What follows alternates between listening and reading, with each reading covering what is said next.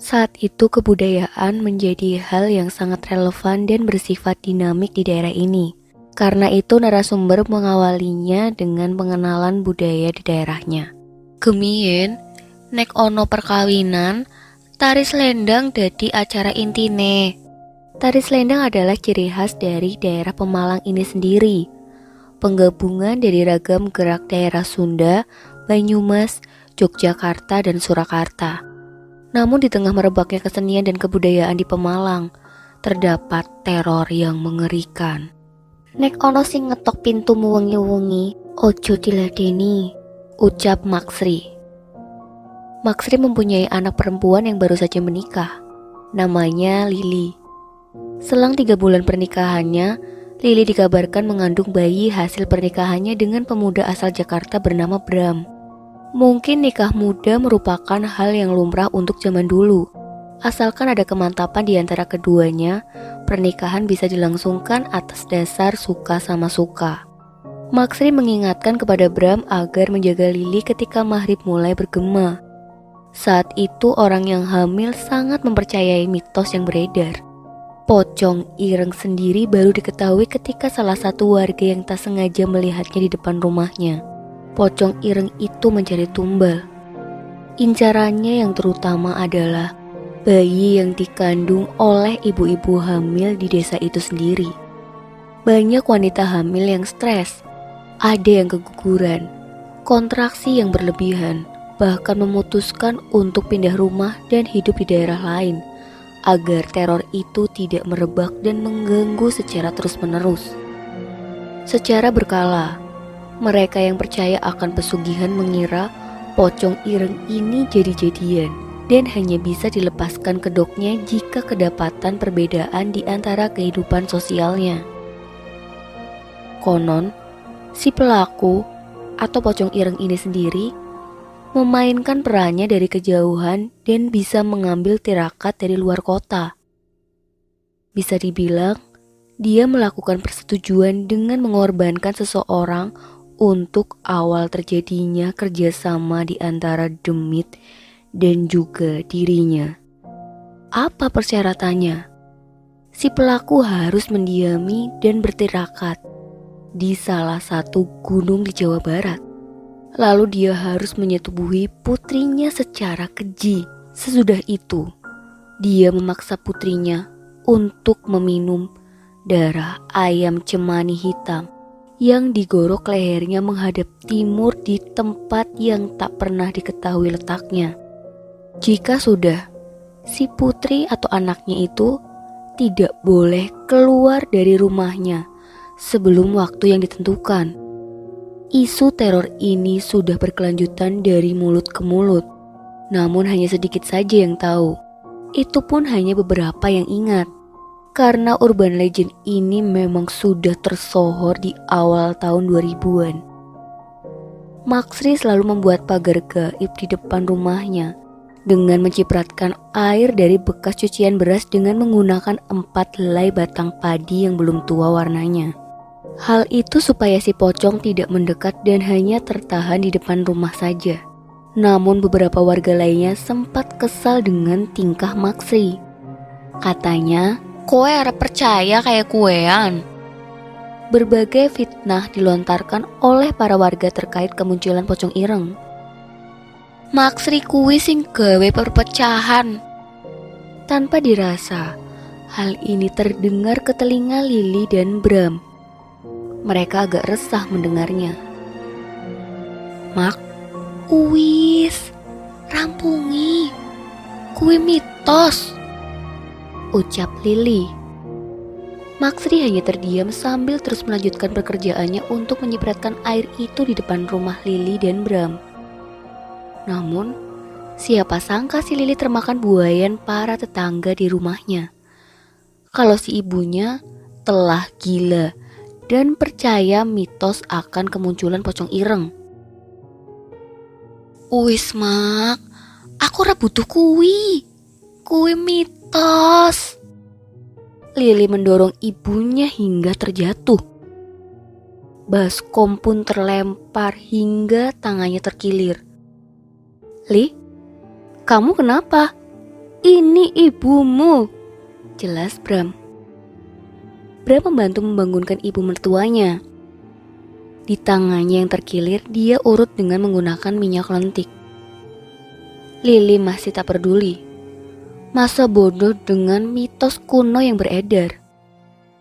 "Duh, kui dudu mitos," ucap Maksri.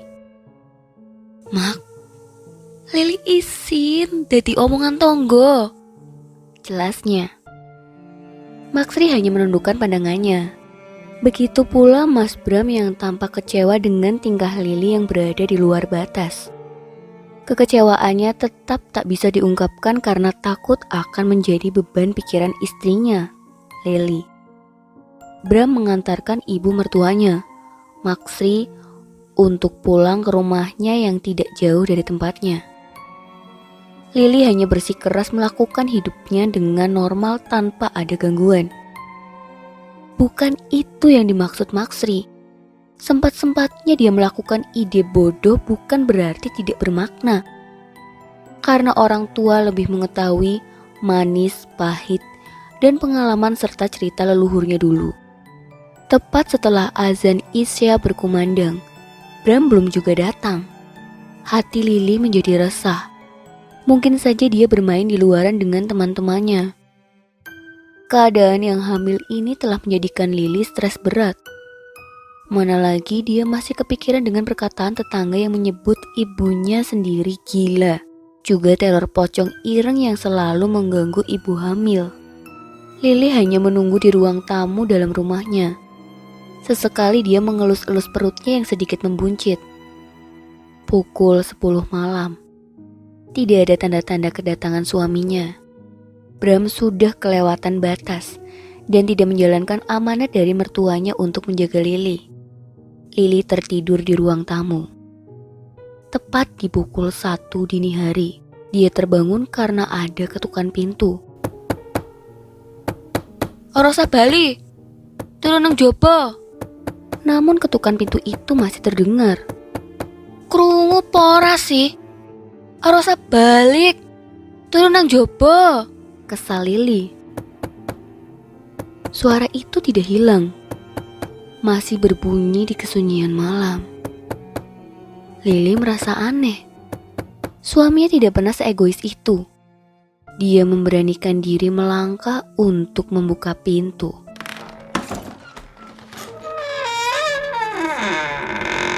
Lily membuka pintu dengan pelan.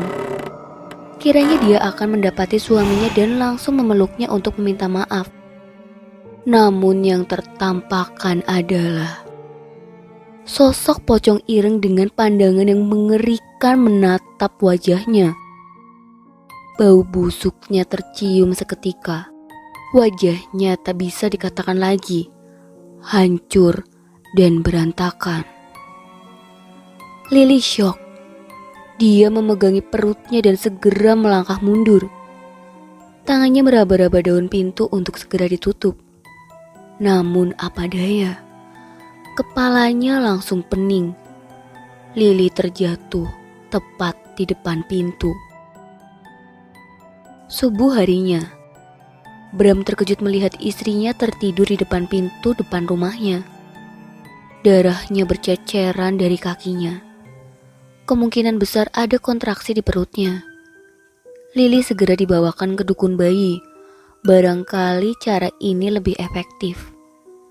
Isu diterornya Lily oleh pocong ireng menyebar luas. Para warga membenarkan teror itu ada. Kata dukun bayi itu pada Bram, "Bojomu kakean pikiran. Jabang bayimu esih diselamatke. Tapi si pengganggu kui bakal ngejar-ngejar," ucapnya. Lily masih syok. Dia takut kehamilannya akan gagal manakala sosok itu masih menerornya. Dia masih teringat dengan perkataan ibunya. Sosok itu benar-benar ada. Tapi untuk apa menyerang orang hamil? Seketika, Lily dan Bram kembali ke rumahnya. Dia mendapati ibunya sedang menyipratkan air yang kemarin tidak sempat dituntaskan. "Mak," ucap Lily. Ibunya tersenyum lalu kembali melanjutkan tugasnya. "Mak, Manjing nang jero, Lili arep cerita, ucap Bram. Maksri masuk ke kamar Lili. Dia mendapati Lili lemas tak berdaya. Bram, Brene, teriak Maksri. Nggih Mak, ucap Bram. Opo amanatku nang kowe? njogo bojoku. Temen, wis njogo urung. Tapi Mak, Bram, pocong ireng kuwi nyata. Ojo didolani, ojo ladeni cocote tonggo. Kesal Maksri. Bram seakan mendapatkan sebuah peringatan besar untuk mengevaluasi dirinya sebagai suami. Lili yang masih terbujur kaku hanya bisa mengelus perutnya. Dia trauma berat. Maksri mendekati tubuh Lili yang sedari tadi lemas. Wajahnya sangat pucat. Mak, nyuwun ampurane, ucap Lili dengan suara lirih. Nduk, ra usah ngerasa salah. Perbaiki titah kang wis diucapke. Mak, pocong itu jadi-jadian, tanya Lili. Pocong kuwi pesugihan saking Gunung X. Korban akan digadaikan dengan kekayaan, namun syaratnya sangat ekstrim dan berbahaya, ucap Maksri. Opo kuwi Mak? Tanya Lili. Sing mulakne ra usah ngerti awit jajaran mayat. Pocong kuwi bakal dadi urunan kang trahke ing anak putu, jelas Maksri. Hah?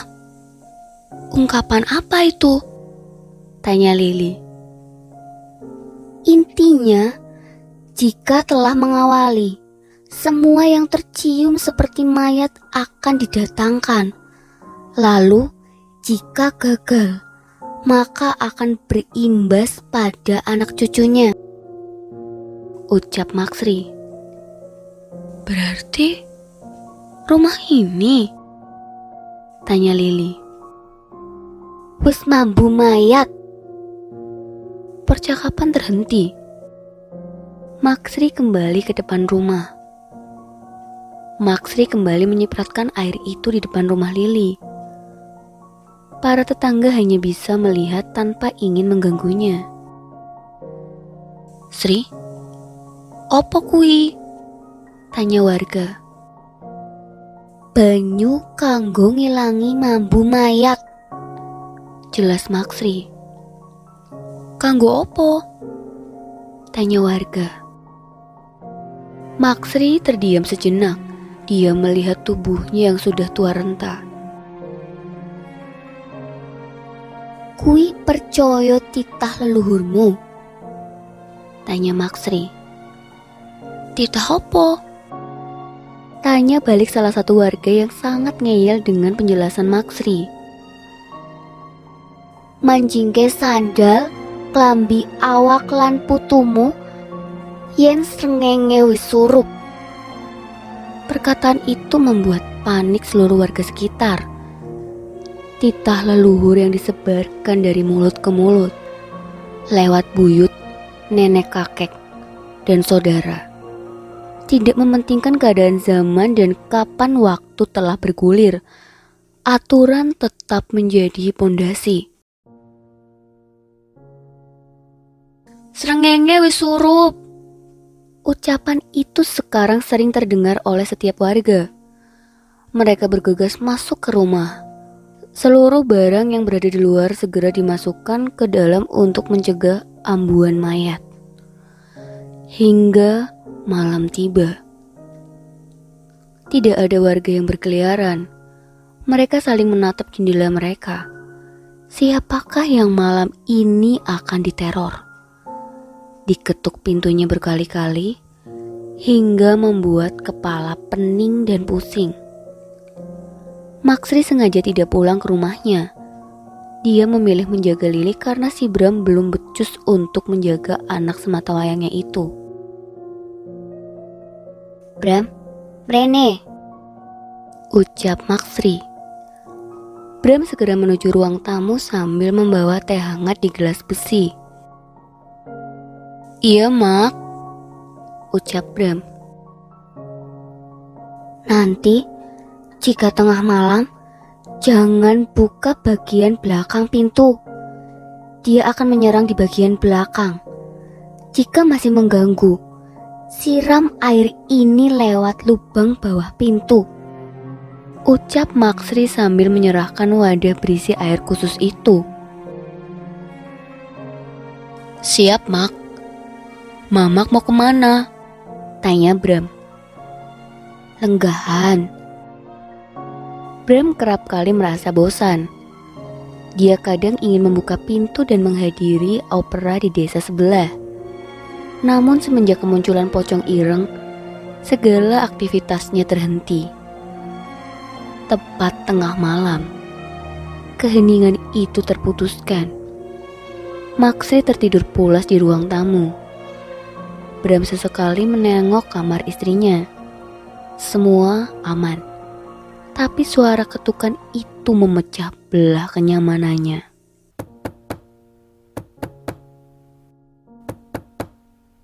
Suara ketukan pintu itu terdengar jelas oleh Bram. Asalnya dari belakang rumahnya. Bram mulai tidak tenang. Dia ingat titah dan amanat mertuanya. Tangannya ingin membangunkan tubuh mertuanya agar segera membantu ketakutan ini. Mak, ucap Bram dengan lirih. Tidak ada jawaban, tidak ada seruan, hanya ketukan misterius dari balik pintu belakang rumah. Bram melangkahkan kaki menuju pintu belakang sambil membawa wadah berisi air yang telah diamanatkan oleh mertuanya. Ketukan pintu masih terngiang-ngiang di telinga Bram. Ketika Bram telah sampai di depan pintu, suara ketukan itu terhenti. Namun, dia mencium bau yang sangat menyengat hingga membuat perut sangat mual.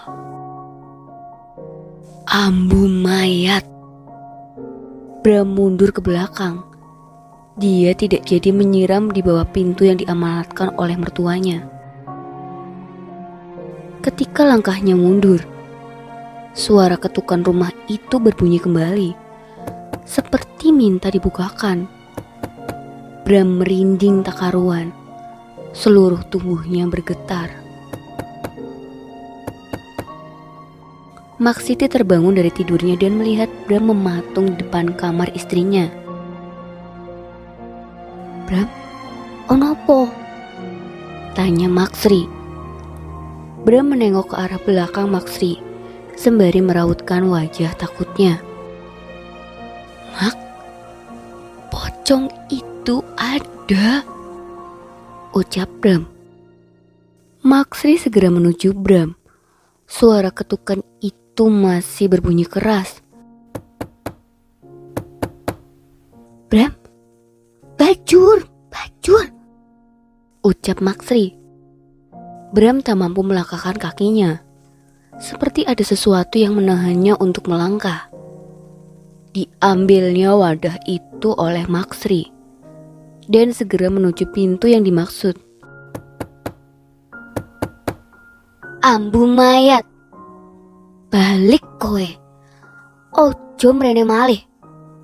Balik nang tuanmu, ojo mrene malih. Teriak Maksiti sambil menyirami bawah pintu. Sesaat ketukan pintu itu hilang.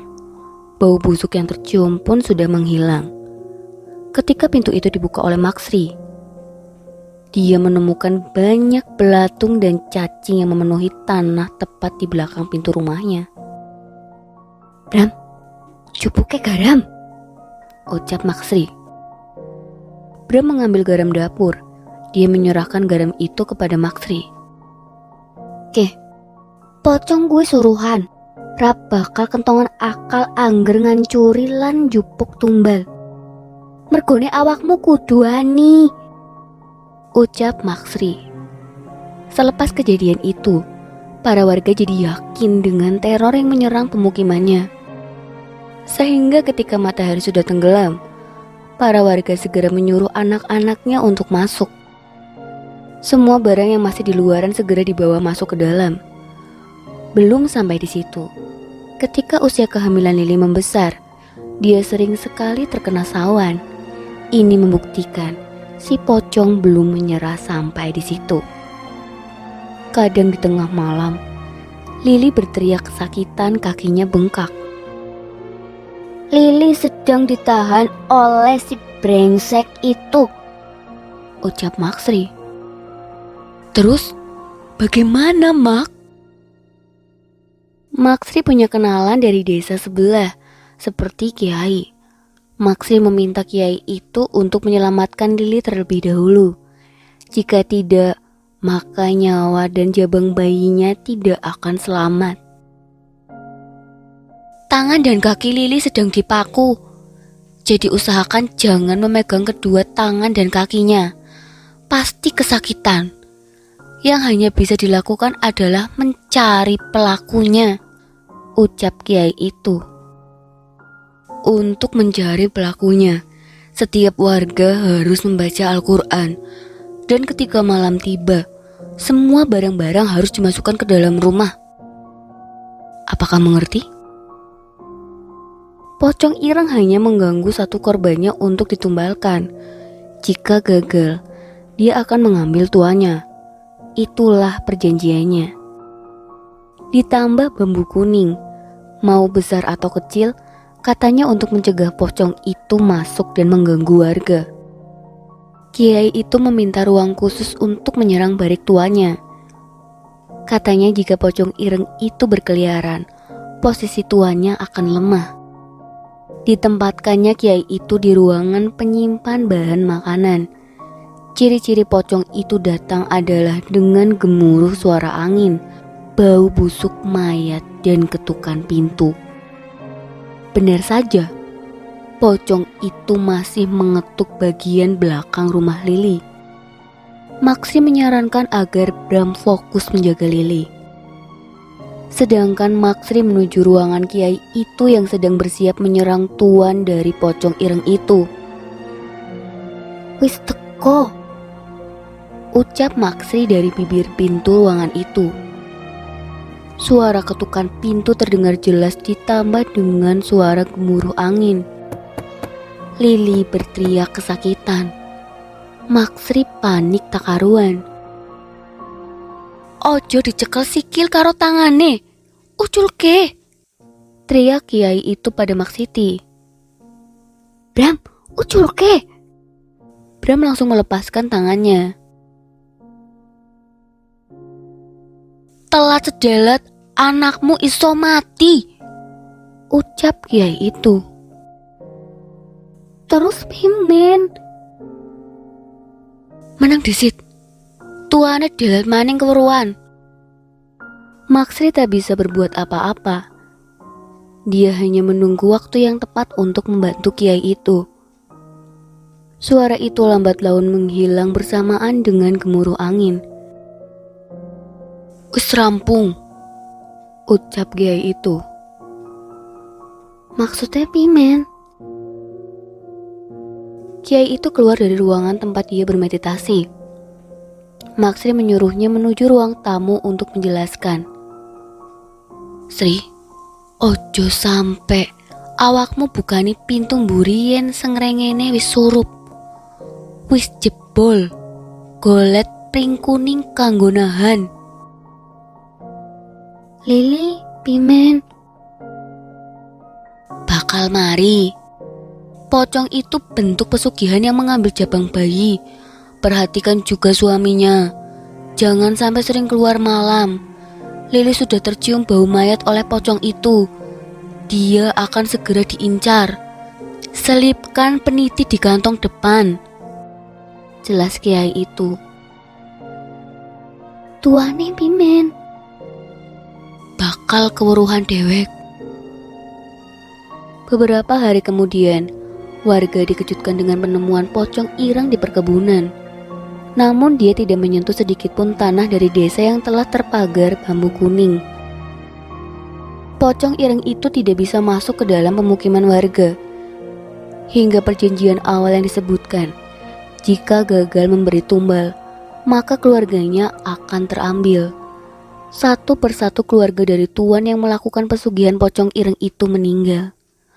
Awalnya dia jatuh miskin, lalu lambat laun dia meninggal dengan tidak baik. Diketahui pelakunya telah lama melakukan praktek ini dan mengorbankan 3 orang anaknya. Satunya sebagai syarat ketika pertama kali melakukan perjanjian. 2 lainnya berangsur-angsur sesuai keadaan. Versi lainnya dari Semarang bahwa pelaku dulunya orang jahat. Lalu dia meninggal. Ketika meninggal tidak ada satupun warga yang mau untuk menguburkan dan tidak ada kain kafan putih sebagai penutupnya. Lalu digunakanlah kain hitam sebagai penutupnya. Dendamnya meneror tiap warga di setiap malam. Hingga di tahun 2007, 2008, 2009, teror ini masih hangat dibicarakan di daerah Jawa Tengah. Dan faktanya tidak semua orang banyak mengetahui urban legend ini. Untuk yang tidak tahu, semoga ini bisa menjadi pengetahuan terbaru kalian.